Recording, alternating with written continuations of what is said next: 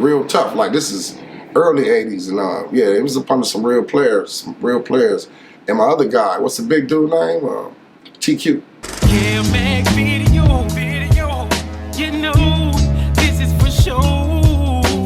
Kev Mac video, open your soul, represent your ghetto, baby. Yeah, TQ was our guy too. That's a big homie, man. Love me, man. You know, so I was kind of nurtured by a lot of them. You know what I mean? Mac, to be honest. Spike from Brynhurst Ave. Spike. It might be the same guy. I don't know Spike. I just know Dog. You know, Dog. Grandma stayed right there on West Boulevard behind the check cash and his mama. And then he on my block. And you know what's crazy? He had your block hot before all the with drugs the shooting the police. Shit. I was in camp then. See, I was in camp when that happened. I went to camp in '82 and got out when that happened. But this is what I don't understand. I never really knew Black Dog was from Brynhurst Ave. I just Black Dog the Pimp. Yeah, I didn't ever know he was a Crip, but he was respected. Homies knew. I mean, they ain't fuck with him. So you know, that's how I feel the game should be these days, man. Like, motherfucker respected. You know, he living his life. You know what I mean? As long as he ain't no snitching, no rat, it don't matter. You know, he was never disrespecting, and he was doing his thing for years. You know what I mean? So shout out Black Dog again. You mentioned BG a couple times. Explain to the viewers the difference between what BG means to us as opposed to what BG means to Compton. Oh yeah, you talking about like baby gang. You know, it's funny you said that because you know we tiny locos, and like when we first went to YA, that's like the original BGs, the baby gangsters. Like my nigga, I was just telling you, shout out my nigga D-Dog, original baby gangster Santana. Who else I can think? Like original baby gangsters. And they used to push that line, like my nigga Lil Kurt, Southside, shout out Lil Kurt, Compton Nub, Nutty Nub, from 165. You know, them is original baby gangsters, like out of Compton, so that's their thing they used to push. And but you know, and they all, even back then, they know I always push Brynhurst, man. I'm a Brynhurst kid, so BG, that's just Brynhurst block. For some reason, I never really know the BG part. It was just always ran like that, AG, MG, BG. You know what that shit means. Well, I'm gonna be honest. See, back then the homies used to get along with their trades. Right. Even when I was little, so I remember the homies with the parties with them used to be talking about tray lines. So maybe it came from back then. The gangster. Is it Brynhurst gang? It's just BG. You know what I mean? I don't know if it's Brynhurst gang or Brynhurst, but even from back then, the homies used to mess with the A trades, and it was AG, MG, BG. That's just how I came in the dope, man. And I always upheld that. So what I'm leading up to is, because I didn't know you went to the halls in '82. So in '84, when you leave the streets, had crack hit the block yet? Oh, no, listen. So, you know, like I said, we used to just sell weed on Brynhurst, man. Sell bags and shit. I think it was 5 to 1, you know, the regular stuff. Just weed, you know, we hustling. And like I say, man, me and my particular crew, shout out Crip Crazy, Lil Pettywhack, rest in peace, Lil Muggs. We was like the youngest homies in the hood, really on Crenshaw, like getting money, pushing baskets, gas. That was our everyday hustle. So we'd do that, sell a little weed. So I go to camp, and like I said, the end of '82, '83, when I get from Horseman. So when I get out, the crack it wasn't no crack. I never even heard of crack, no cocaine or nothing, bro. So Paul get out a little bit before me, maybe about 4 months. We was on the same yard. So when as soon as I come home, Paul already got a Regal. This is '84. He's already on Creep, man, it's cracking on 10th Ave. So I'm like, damn, I see the homie Carl. So he like 14 or 15 then. He's waxed a little bit younger than me. He already got the Regal, right? So it's crazy, man. Like, I don't know nothing about crack, man. If you don't, I would like to tell this story if I can. Absolutely. So I'm coming home, man, and I'm walking down Brynhurst. I'm about to go catch up with Lil Wack, the original Lil Wack, Eric, because they had a spot around the corner on Victoria, him and Lil Fee. So I'm really going to holler at him and Lil Fee because, you know, they're my homeboys and shit from childhood. And as I'm walking up Brynhurst, I see Wake, I see Bill, he coming down the street. He's like, bro, man, you just come home? Like, yeah, what up, bro? He's like, here, this shoe.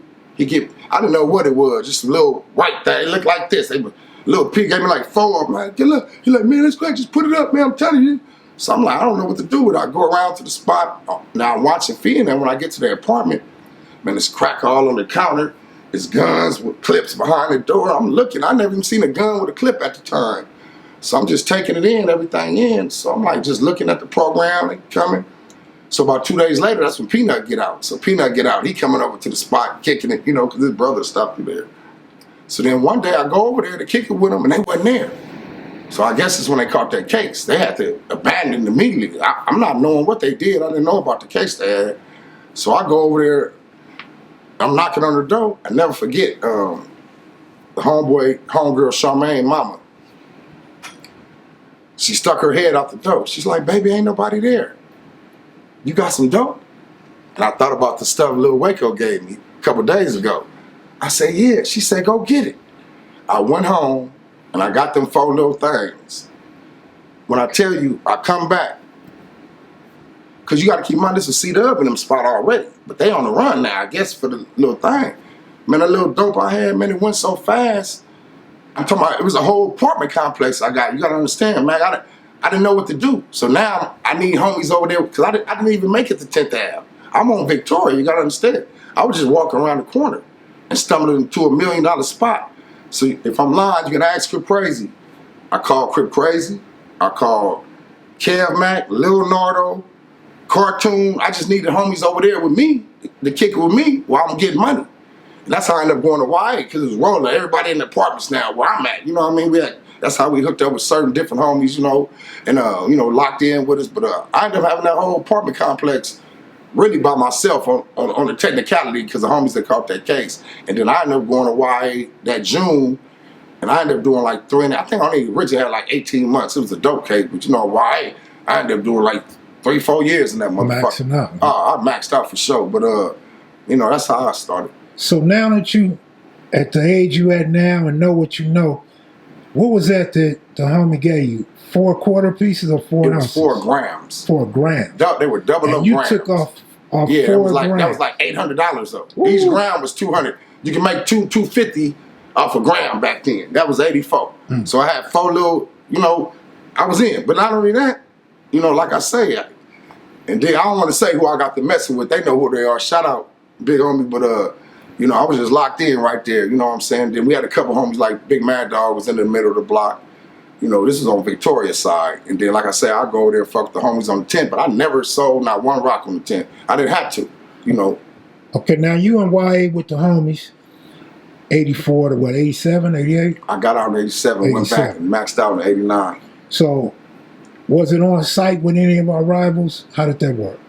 I mean, it was always on site, but you got to figure, we wasn't that deep back then, homie. So, like I say, me and PJ was probably me, PJ, and then the other little let loose. He was in Nellis. So it was never, only time we was really deep like that it was at TS, because that was like older. That was like, you get there, that was like the pen, and people wasn't tripping on the set tripping. But when you walked the line, it was most definitely the hood crossed out everywhere. All the buildings, that's what I was having to go through. Like, bro, I had to change that narrative. So all the homies that was in there with me are from different sets, they know I walk in the dorm, the hood crossed out everywhere, so I had to go in, cross out, and whoever the shot caller of that dorm is, from Hoover or whatever, we just take it to the back, get down, take it to the back room, and if you hold yours and stay down, ain't doing no bitch, they gonna respect you. So, I got down with a couple niggas, Spider, who else, Sleeping there from 11 Deuce. You get down, and then you gonna gain your respect, you know what I mean? And then it's just like that, there ain't gonna be no disrespect. Then homies gonna start coming over. The walls, all that shit gonna start coming down. But it used to be bad though, bro. I ain't gonna even lie. And then the different sets, like the 40s, it might only be 1 or 2, 3 40s in the whole system. The neighborhood car wasn't that deep. But I can say we the ones that really paved the way where the neighborhood car got deep and respected though. I can say that. Now when you come home in 87, how did the dope game or the money change from when you went in 84? Oh man, that's crazy. So let me tell you, when I first get out, I go to the halfway house downtown. About 20 homies put up on me. They all come from out of town, little slip. Everybody got their little cars, they in different states. And they come holler at me and shit. So the people, they say, you can't have that many people come over here next time, but I was just tripping out all the cars, the Daytons, the Regals. I'm like, oh, the homies is shining, I'm here, I'm there. So at that stage, homies that start taking the game naturally, you know what I mean? And I kind of liked it. I used to be in the hood then. I wasn't going out of town. I wanted to be away. I wanted all the money in the hood, but it was rolling, Kev. You know, I had 2 cars in a halfway house. I wasn't even out the halfway house. I had 2 cars, so it was good. Yeah, it was good back then, you know. Did the hood expand? Was it more homies when you came home than when you went in? I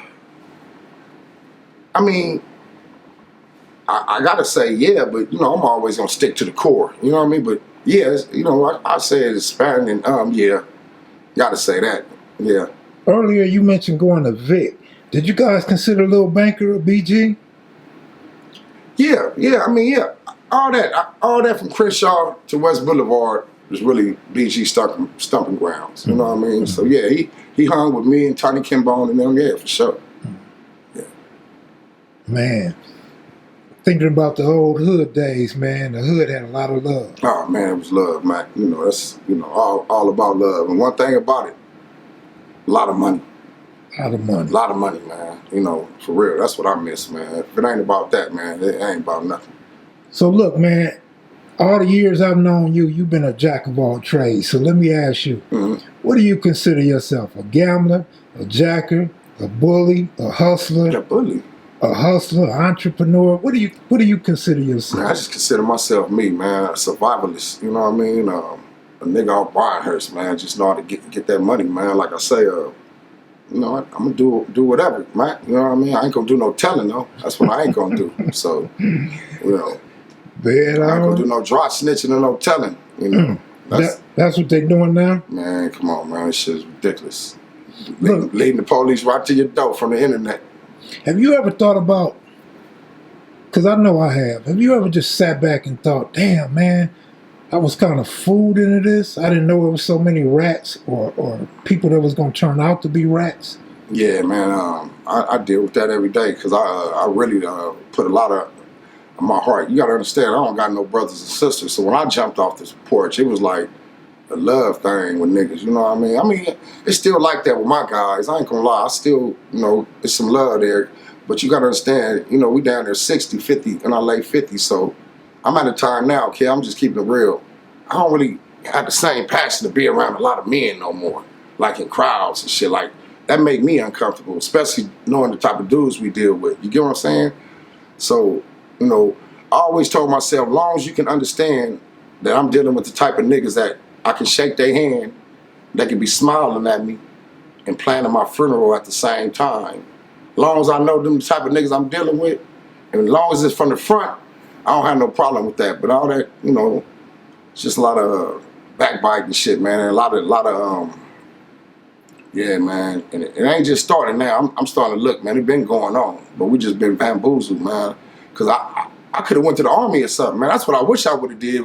Put my little years in the service. And I recommend that to anybody coming up these days. Any of you young dudes, man, that's struggling, I don't know, man, go and listen to service, man. Because you're going to do the time. You're going to do the time. You might as well do the time and make it be beneficial for you for later. Get you something where you can get some benefits. Because I've been in this shit 40 years, man. I can't drag nothing out of it. It ain't no benefits, no medical, no dental. It ain't nothing in this shit. You know what I mean? But just having your name. But I can say a good name means something, though, Kev, man, in the long run. Yeah, this Lil Creep. You watching Kev Mac videos. Stay tuned for the next part, next segment. It's more to come.